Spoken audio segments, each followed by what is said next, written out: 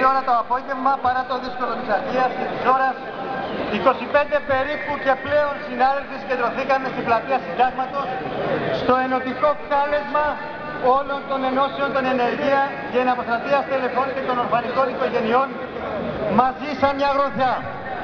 Πρωτοφανές το συναίσθημα, μοναδική η εμπειρία.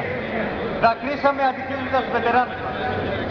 Κανένα τηλεοπτικό κανάλι δεν έδειξε τη μαζικότητα της συγκέντρωσης, τον παλμό των συναδέλφων,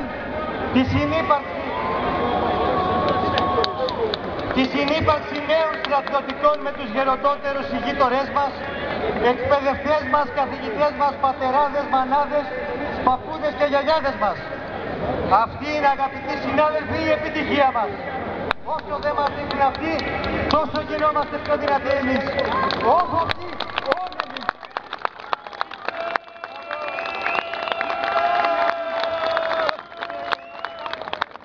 Η συσπήρωσή μας, ο κοινός στόχος και ο κοινός σκοπός. Αυτό φοβούνται. Δεν θα σταματήσουμε όμως, γιατί είμαστε πολλοί. Μπορούμε να γίνουμε ακόμη περισσότεροι και θα γίνουμε. Δυναμώνουμε μέρα με τη μέρα. Πέτυχαν το ακατόρθωτο. Μας συσπήρωσαν. Τους ευχαριστούμε μέσα από τα βάθη της καρδιάς μας.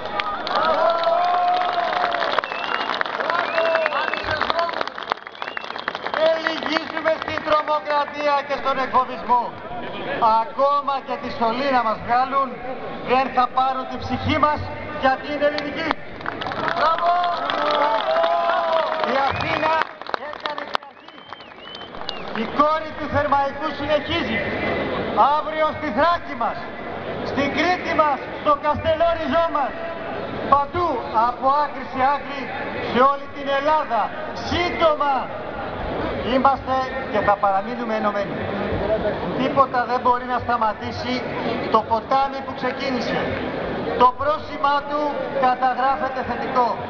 Φουσκώνει, αγριώνεται, γίνεται χήμαρος. Οι συνάδελφοι περιμένουν, αρχίσαμε, συνεχίζουμε. Δεν φοβόμαστε να διεκδικήσουμε το αυτονόητο. Εκπαιδευόμαστε για τα δύσκολα. Αυτά είναι τίποτα για μας.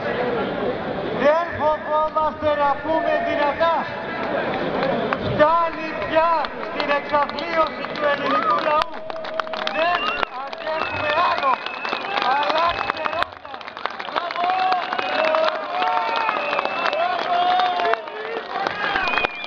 Σώστε τείχος στους ξένους καταξιτές.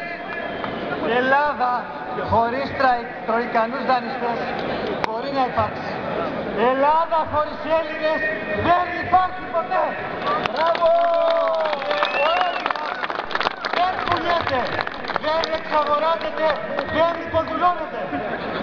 Η Ελλάδα δεν πωλείται. Έλληνες είμαστε όλοι εμείς. Οι στρατιωτικοί, οι αστυνομικοί, οι λιμενικοί, οι πυροσβέστες, οι δικαστικοί, οι εκπαιδευτικοί, οι γιατροί, οι εργαζόμενοι συγγενείς μας, οι αγρότες, οι πατεράδες μας, οι φοιτητές, οι μαθητές, τα παιδιά και τα εγγόνια σας. Οι απόστρατοι αναπολύθηκαν τα 40 και πλέον καλύτερα σας χρόνια που δώσατε χωρίς ανταμοιβή, υπηρετώντας με τιμή και περηφάνεια τις ελληνικές ένοπλες δυνάμεις και τα σώματα ασφαλείας.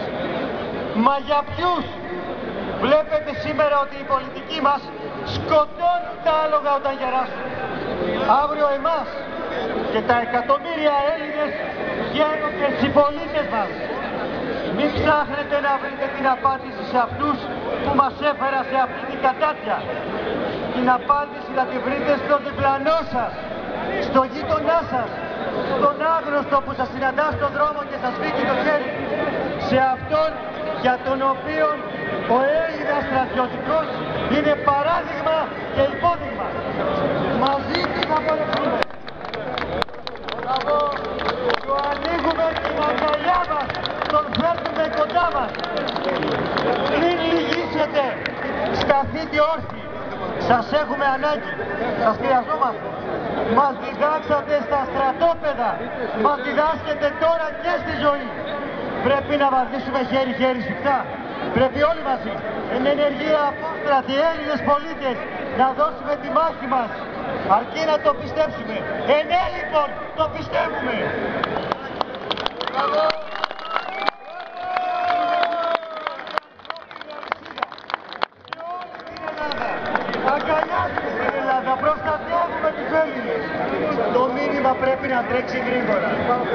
πούμε μωρέ απαράδεκτη. Δεν θέλουμε τα κανάλια. Η φωνή μας να είναι καλά, η ψυχή και τα πόδια μας. Βαστάμε, αντέχουμε. Μπράβο! Η χειρότερη ποινή που μας επιβάλλεται είναι οι 1,5 εκατομμύρια άνεργοι συμπολίτες μας. Οι 4.000 Έλληνες που αυτοκτόνησαν. Οι δεκάδες συμπολίτες μας που αυτοκτονούν κάθε μέρα. Αυτοί που παίρνονται. Τα παιδιά και τα εγγόνια σας που δεν έχουν δουλειά. Η παιδεία, η υγεία, η δικαιοσύνη, οι ένοπλες δυνάμεις και τα σώματα ασφαλείας που αποδυναμώνονται και ανισχυροποιούνται. Συναδέλφους και συνάδελφοι, κυρίες και κύριοι, δεν έχουμε χρόνο. Τίποτα δεν χάθηκε. Βάζουμε μπρος να επανακτήσουμε τα πρόσκαιρα δοσμένα.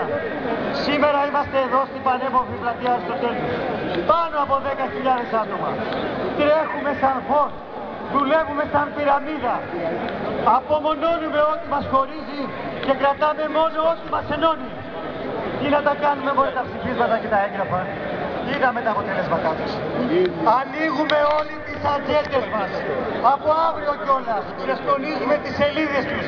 Παίρνουμε τηλέφωνα, καταγράφουμε ονόματα. Περιμένουμε την επόμενη συνάντηση και θα πρέπει να είμαστε οι δεκαπλάσιοι. Είμαστε σίγουροι ότι θα είμαστε. Πολεμάμε για τις αξίες, τα ιδεώδη και τα ιδανικά του έθνους μας. Η 25η Μαρτίου έρχεται, είναι κοντά. Είμαστε και θα παραμείνουμε Έλληνες. Κλείνοντας, μοιράζομαι μαζί σας τα λόγια του Μαρθάς Μαγκάλη. Πρώτα σε αγνοούν, μετά σε κοροϊδεύουν, μετά σε πολεμούν και μετά νικάς. Ναι λοιπόν, μας αγνόησαν, μας κορόιδεψαν, μας πολεμούν τώρα, μας στο τέλος ο ελληνικός λαός θα ξεχωρίσει τη μοίρα από το στάρι. Θα φέρει πάλι τη δημοκρατία στη χώρα που τη γέννησε. Σας ευχαριστώ ιδιαίτερα. Μπράβο! Μπράβο!